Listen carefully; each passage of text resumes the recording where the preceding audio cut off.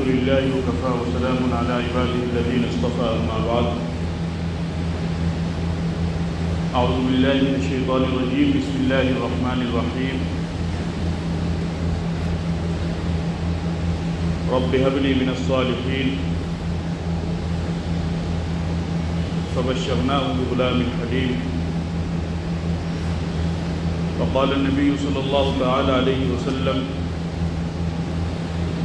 أنا دعوة ثمرة أبي إبراهيم وقال عليه الصلاة والسلام أنا ابن الذبيحتين أو كما قال عليه الصلاة والسلام۔ میرے محترم بزرگوں اور دوستو،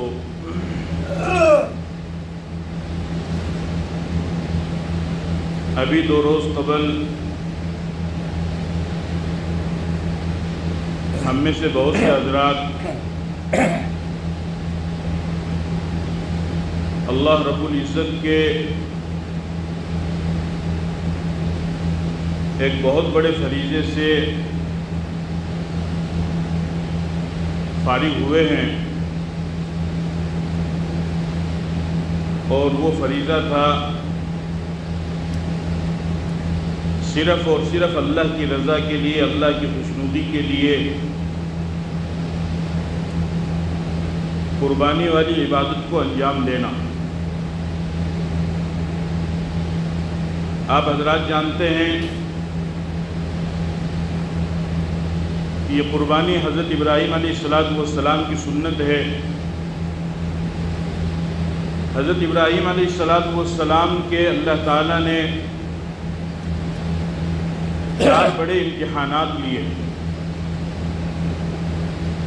قرآن کریم میں اللہ تعالیٰ فرماتے ہیں وَإِذِ ابْتَلَىٰ إِبْرَاهِيمَ رَبُّهُ بِكَلِمَاتٍ فَأَتَمَّهُنَّ،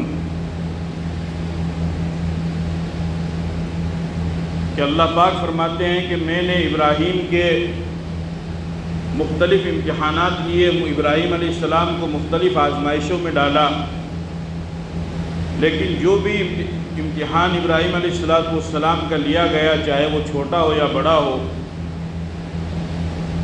حضرت ابراہیم علیہ السلام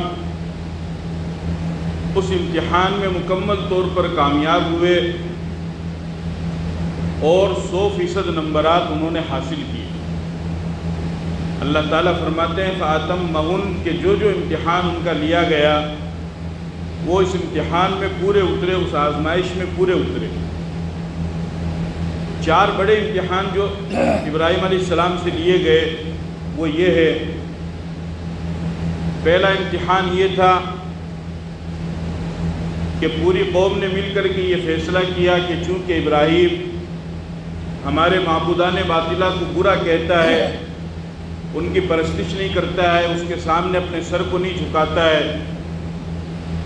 لہذا اس کو آگ میں ڈال دیا جائے۔ چنانچہ ان کو آگ میں ڈالا گیا۔ اللہ کا حکم ہوا یا نار کونی بردم و سلام علی ابراہیم، کہ آگ تجھے ابراہیم کے لیے ٹھنڈی بھی ہونا ہے اور سلامتی والی بھی بننا ہے۔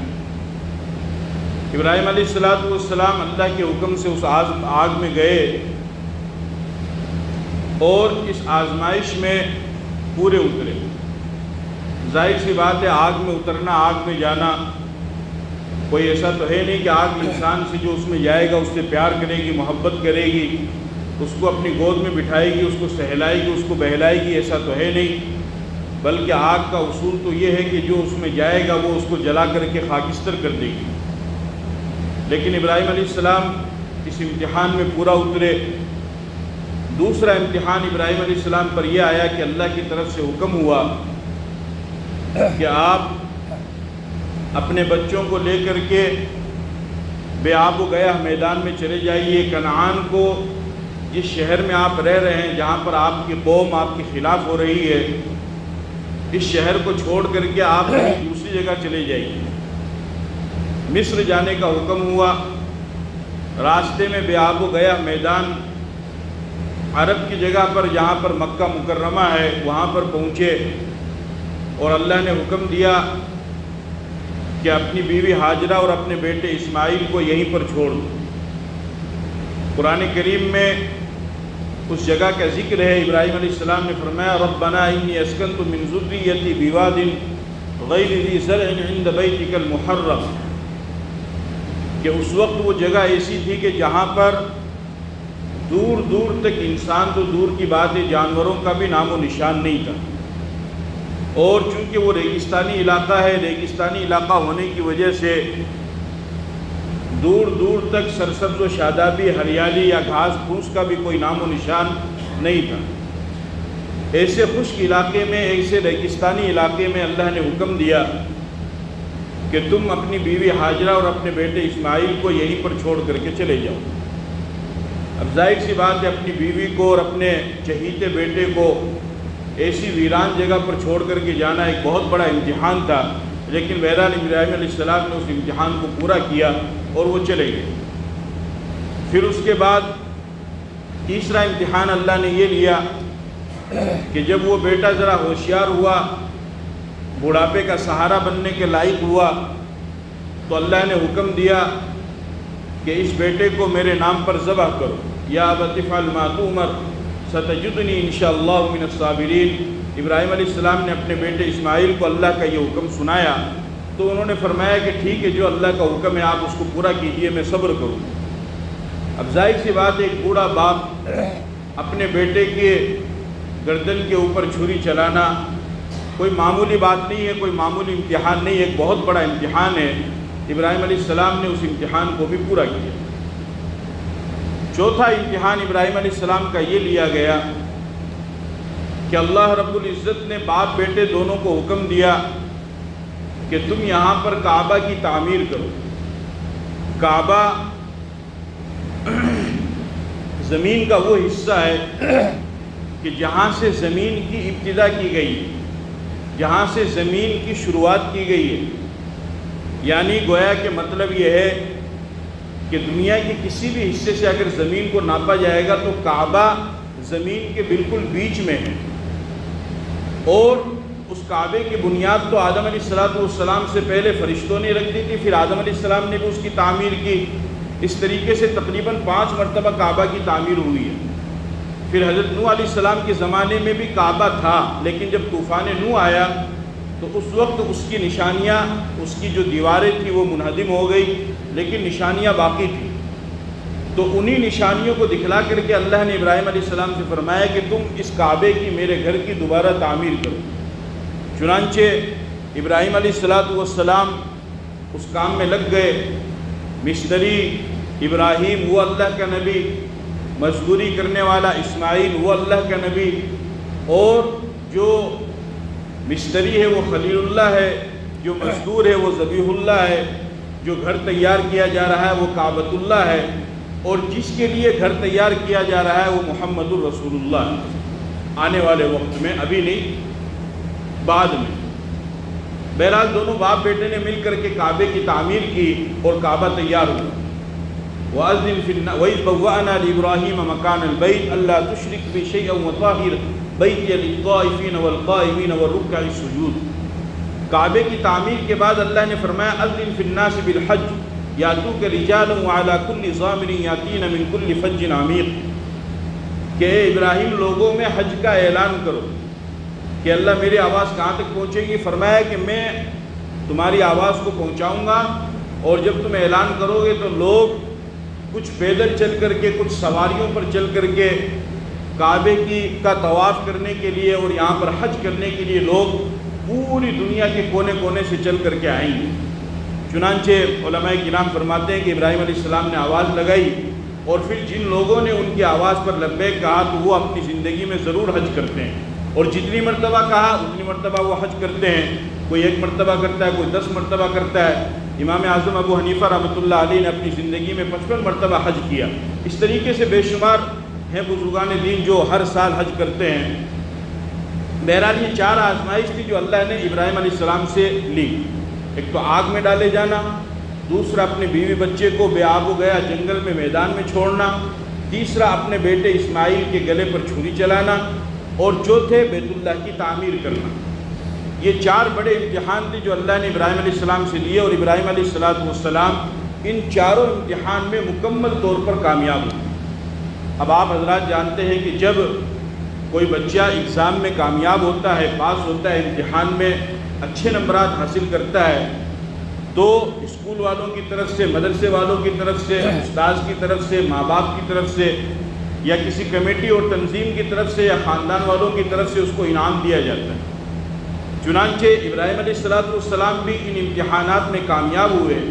تو حضرت ابراہیم علیہ السلام نے بھی اللہ سے اپنا انعام مانگا، اور ایسا زبردست انعام مانگا کہ دنیا میں ابراہیم علیہ السلام کے بعد دوسرا کوئی مانگ ہی نہیں سکتا ہے۔ پہلے تو کسی نے مانگا ہی نہیں، لیکن ان کے بعد قیامت تک دوسرا کوئی مانگ ہی نہیں سکتا ہے۔ اور ابراہیم علیہ السلام نے 2 دعائیں کی، یعنی 2 انعام مانگے، اور ان دونوں کو اللہ نے قرآن میں بیان فرمایا۔ ایک ابراہیم علیہ السلام نے دعا کی ربی حب لی من الصالحین، کہ اے میرے رب مجھے نیک لڑکا دیجئے، اسماعیل علیہ السلام کے لیے۔ تو چونکہ ان کی عمر زیادہ ہو چکی تھی تو ان کی بیوی مسکرانے لگی، ہنسنے لگی، وہ کہنے لگی کہ آپ کیسی بات کر رہے ہیں، اتنی لمبی عمر میں بہرحال لڑکا کیسے ہو سکتا ہے، یہ تو نظام اور اصول کے بھی خلاف ہے۔ فرشتے نے کہا فبشرناہ بغلام حلیم، قرآن کی آیت ہے کہ ہم نے ان کو ایک لڑکے کی خوشخبری دی، اور بہرحال ایک طویل 86 یا 87 سال کی عمر میں اللہ نے ابراہیم علیہ السلام کو ایک لڑکا دیا جس کا نام اسماعیل تھا۔ اور دوسری دعا جو ابراہیم علیہ السلام نے مانگی، جو انعام ابراہیم علیہ السلام نے مانگا، اس کو بھی قرآن نے بیان کیا، ربنا وابعث فیہم رسولا منہم یتلو علیہم آیاتک ویعلمہم الکتاب والحکمت ویزکیہم۔ ابراہیم علیہ السلام نے فرمایا کہ میرے رب تو نے میرا امتحان لیا، میں نے امتحان دیا اور میں کامیاب ہوا، تو اب میں تجھ سے انعام مانگتا ہوں۔ وہ انعام کیا ہے؟ وہ انعام یہ ہے کہ ان میں ایک ایسا رسول مبعوث فرمائیے کہ جو ان کے سامنے تیرے آیت کی تلاوت کرے، وَيُعَلِّمُهُمُ الْكِتَابِ، اور ان کو کتاب سکھلائے، وَالْحِكْمَةَ، اور حکمت سکھلائے، یعنی دین کی باتیں سکھلائے، فقہ کی باتیں ان کو سکھلائے، خیر کی باتیں ان کو سکھلائے، وَيُزَكِّيهِمْ، اور ان کا تزکیہ نفس کرے۔ یعنی ابراہیم علیہ السلام نے اپنی اس دعا میں آقائے نامدار تاجدار مدینہ سرکار دو عالم خاتم الانبیاء جناب محمد الرسول اللہ صلی اللہ علیہ وسلم کو مانگا۔ اس وجہ سے آپ علیہ السلام نے فرمایا انا دعوت ثمرتی ابی ابراہیم، کہ میں اپنے ابا ابراہیم علیہ السلام کی دعاؤں کا ثمرہ ہوں۔ کہ ابراہیم علیہ السلام نے جو دعا مانگی تھی، 2 دعائیں جو انہوں نے مانگی تھی، اللہ تعالیٰ نے اس دعا کی برکت سے مجھے وجود بخشا اور میں دنیا کے اندر آیا۔ اس کو عطا اللہ شاہ بخاری رحمۃ اللہ علیہ اپنے الفاظ میں یوں بیان فرمایا کرتے تھے کہ اے ابراہیم، تیری قسمت پر اور تیرے نصیب پر اور تیری دعا پر قربان جائیں کہ تو نے ایسی عظیم دعا مانگی ہے کہ ایسی عظیم اور زبردست دعا کوئی مانگ نہیں سکتا ہے، کہ ایک دعا سے تو نے زمزم والے کو مانگا اور دوسری دعا سے تو نے حوض کوثر والے کو مانگا۔ کہ زمزم والا وہ اسماعیل، کہ اسماعیل علیہ السلام کی ایڑیوں کے نیچے سے چشمہ نکلا زمزم کا پانی کا، اور دوسرے اللہ کے نبی صلی اللہ علیہ وسلم کو مانگا کہ آپ کے فیض سے جو ہے ہدایت کے چشمے نکلے، اور دنیا جو ایک انتہائی گھٹن کی شکار تھی اور ہر طرح کا ظلم اور ستم،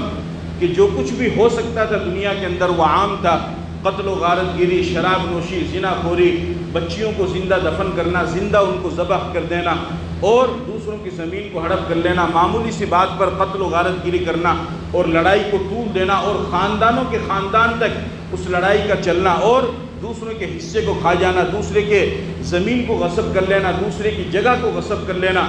اور ان سب سے بھی بڑی کہ ایک اللہ کو چھوڑ کر کے ہزاروں معبودان باطلہ کے سامنے اپنی پیشانی کو ٹیکنا اور توحید کا انکار کرنا اور دوسروں کے سامنے اپنے سر کو جھکانا، یہ جتنی بھی برائیاں ہو سکتی تھی وہ تمام کی تمام برائیاں اس وقت موجود تھی۔ ابراہیم علیہ السلام نے اللہ سے دعا کی اور اللہ کے نبی صلی اللہ علیہ وسلم دنیا کے اندر تشریف لائے، اور آپ نے آ کر کے دنیا کو رحمت کا سبق سکھایا، نرمی کا سبق سکھایا، دنیا کو رافت کا سبق سکھایا، اور دنیا کو آ کر کے بتلایا تو وہ لوگ جو معمولی سی باتوں پر ایک دوسرے کا گریبان پکڑتے تھے، ایک دوسرے کو قتل کر دیا کرتے تھے، اب صورتحال ایسی ہو گئی کہ جب انہوں نے حضور کا کلمہ پڑھا اور حضور کے ساتھ وہ جڑے اور نبی کے دامن کو انہوں نے تھاما، قرآن کو انہوں نے اپنے سینوں سے لگایا، تو پھر وہ بجائے ایک دوسرے کی جان لینے کے ایک دوسرے پر اپنی جان کو قربان کرنے کے لیے تیار ہو گئے۔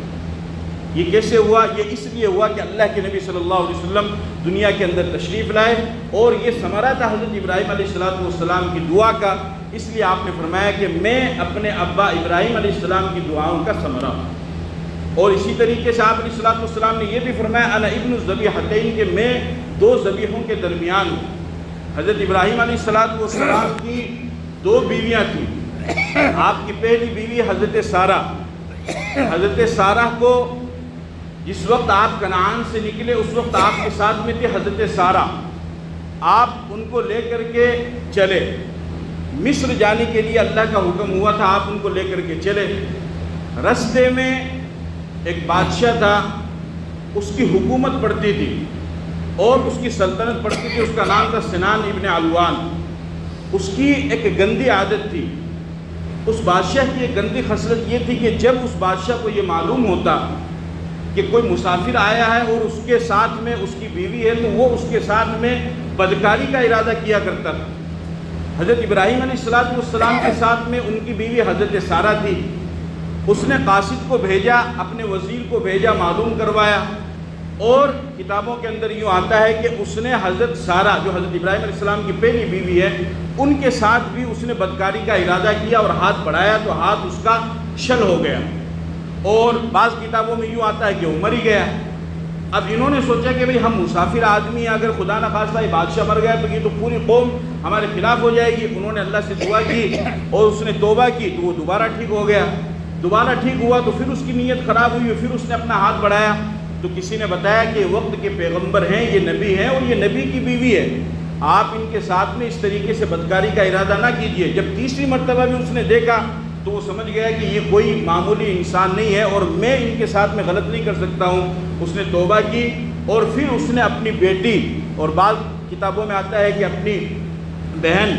جو حضرت حاجرہ تھی، جو بادشاہ کی ملکیت میں رہا کرتی تھی اور ان کے خاندان کی تھی، اس نے اپنی بیٹی حضرت ابراہیم علیہ السلام کو دی اور پھر ان کے ساتھ میں ان کی شادی ہوئی۔ حضرت ابراہیم علیہ السلام کی جو پہلی بیوی حضرت سارہ، ان کے لڑکے ہیں اسحاق علیہ السلام، اور ان کے لڑکے ہیں یعقوب علیہ السلام، اور ان کے لڑکے ہیں یوسف علیہ السلام۔ اس طریقے سے ابراہیم خود بھی نبی، ان کے بیٹے اسحاق بھی نبی، ان کے بیٹے یعقوب بھی نبی، ان کے بیٹے یوسف بھی نبی، چاروں باپ دادا سلسلے سے نبی چلتے ہوئے آ رہے ہیں۔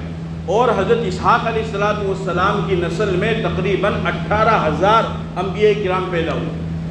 اور یہ جو دوسری بیوی تھی حضرت حاجرہ، ان کی بطن سے اللہ رب العزت نے حضرت اسماعیل علیہ السلام کو وجود بخشا، اور حضرت اسماعیل علیہ السلام کی نسل میں آگے چل کر کے حضرت اسماعیل علیہ السلام کی نسل میں اللہ کے نبی صلی اللہ علیہ وسلم دنیا کے اندر تشریف لائے۔ اس وجہ سے آپ نے ارشاد فرمایا کہ میں اپنے ابا ابراہیم علیہ السلام کی دعاؤں کا ثمرہ ہوں، کہ انہوں نے جو امتحانات دیے اور پھر انہوں نے جو انعام حاصل کیا، اس انعام میں ابراہیم علیہ السلام نے اللہ تعالیٰ سے یہ دعا مانگی کہ اللہ میں ایک تو یعنی اسماعیل کو مانگتا ہوں، اور پھر اس امتحان میں کامیابی کے بعد میں اللہ کے نبی صلی اللہ علیہ وسلم کے لیے دعا کرتا ہوں، اور آپ علیہ السلام دنیا کے اندر تشریف لائے۔ تو یہ خلاصہ ہے کہ جو ہم کو سمجھنا ہے، اور اس قربانی کا مقصد یہ ہے کہ مقصد صرف یہ نہیں کہ جانور کو ذبح کر دیا جائے اور اس کا جو ہے گوشت تقسیم کر دیا، صرف یہ مقصد نہیں ہے، بلکہ قربانی ہمیں ایک پیغام دیتی ہے۔ قربانی کا پیغام یہ ہے کہ جس طریقے سے آپ نے اللہ کی رضا اور خوشنودی کے لیے جانوروں کو قربان کیا اور ان کے گلے پر آپ نے چھری چلا دی، بالکل اسی طریقے سے جب کبھی اللہ کا حکم آئے تو آپ اپنے نفس کی بھی قربانی دیں، آپ اپنے خواہشات کی بھی قربانی دیں۔ انسان کے سامنے دونوں چیزیں ٹکراتی ہیں، ایک انسان کی خواہش ٹکراتی ہے اور ایک اللہ کا حکم ٹکراتا ہے کہ صبح کا وقت ہے اور سردی کا زمانہ ہے اور کڑکتی ہوئی سخت سردی پڑ رہی ہے، اور جو ہے بستروں کے اندر گھسے ہوئے ہیں، اگر تھوڑا سا بھی ایک قدم بھی باہر نکالتے ہیں یا ہاتھ کی انگلی بھی باہر نکالتے ہیں تو سردی کا احساس ہوتا ہے، اور ادھر ایک طرف دوسری طرف جو ہے مؤذن کہتا ہے حی علی الصلاح حی علی الفلاح، نماز پڑھنے کے لیے آؤ، اللہ کی طرف، اللہ کے گھر میں آؤ، کامیابی کی طرف آؤ۔ اب نفس یہ کہتا ہے کہ نہیں، اس کے اندر پڑے رہو، دوسری طرف اللہ کا حکم آتا ہے۔ تو قربانی کا یہ پیغام ہے کہ یہاں پر اپنے نفس کی قربانی دو، اور اللہ نے جو آپ کو بلایا ہے اللہ کے بلاوے پر، اللہ کی دعوت پر وہ صرف مؤذن کی آواز نہیں ہے، بلکہ وہ اللہ کا پیغام ہے، اللہ کا اعلان ہے جو مؤذن کے ذریعے سے آپ کے کانوں تک پہنچ رہا ہے۔ اب اپنے نفس کی قربانی دے کر کے اللہ کے اس بلاوے پر لبیک کہو، اور اپنے اس بستر کو چھوڑ کر کے اور سردی کو برداشت کر کے اور پھر سرد پانی سے، ٹھنڈے پانی سے، اگر گرم کا انتظام نہیں ہے تو وضو کر کے کڑکتی ہوئی سخت سردی میں آ کر کے تم نماز ادا کرو، تو یہ ہے قربانی کا پیغام کہ وہاں پر بھی قربانی۔ سخت گرمی کا زمانہ ہے، گھنٹہ 2 گھنٹہ بھی بغیر پانی کے انسان رہ نہیں سکتا ہے، لیکن اس کے باوجود بھی رمضان کا مہینہ آ گیا اور 8 سے 10 گھنٹے کا ایک لمبا دن ہو رہا ہے، اور روزہ رکھنا کوئی عام بات نہیں، کوئی معمولی کام ہے نہیں، لیکن چونکہ رمضان کا مہینہ آ گیا، اللہ کا حکم آ گیا ہے، تو اب اس کے باوجود بھی قربانی کا یہ پیغام ہے کہ یہاں پر اپنے نفس کی قربانی دو، کھانے اور پینے سے بچو، اور صبح سے لے کر کے شام تک بھوکے اور پیاسے رہو، اللہ کے نام پر روزہ رکھو، یہ قربانی کا پیغام ہے۔ اللہ نے آپ کو صاحب نصاب بنایا ہے، اللہ نے آپ کو نوازا ہے، اس کے اوپر سال گزر چکا ہے، تو سال گزرنے کے بعد اب جس مال کو انسان نے محنت کر کے، کوشش کر کے، خون پسینہ لگا کر کے، دوڑ دھوپ کر کے، محنت کر کے، رات دن ایک کر کے کمایا ہے، اب سال گزرنے کے بعد اللہ کی طرف سے حکم آتا ہے کہ اگر تمہارے پاس ضرورت سے زیادہ ہے تو اس مال کی زکوٰۃ نکالو۔ تو ظاہر سی بات ہے جس کے لیے انسان نے کوشش کی، محنت کی پورے سال، اب اس مال کو نکالنا انسان کے لیے بڑا مشکل ہوتا ہے، لیکن چونکہ اللہ کا حکم ہے اور جس طریقے سے نماز روزہ فرض ہے اس طریقے سے زکوٰۃ بھی فرض ہے، تو قربانی کا یہ پیغام ہے کہ جب زکوٰۃ کا حکم اللہ کے سامنے آئے تو اپنے نفس کی قربانی دو، اپنی چاہت کی قربانی دو، اور اللہ کے حکم کو سامنے رکھتے ہوئے زکوٰۃ ادا کرو۔ یہ تو ایک مثال ہے جو میں آپ کے سامنے رکھ رہا ہوں، ورنہ قربانی کا پیغام یہ ہے کہ جب کبھی بھی، جہاں کہیں بھی، جس طریقے سے بھی قربانی دی جائے اس طریقے سے انسان قربانی دے۔ یہی پیغام دینے کے لیے ہر سال بقرعید بھی آتی ہے، اور یہی پیغام دینے کے لیے ہر سال قربانی کے ایام بھی آتے ہیں، اور یہ جو دین ہم کو ملا ہے یہ ملا ہی قربانیوں سے ہے۔ کوئی اس طریقے سے کوئی ایسا نہیں کہ باغیچے کے اوپر سے یہ دین ہمارے پاس میں پہنچ گیا، یا پھر گارڈن کے خوبصورت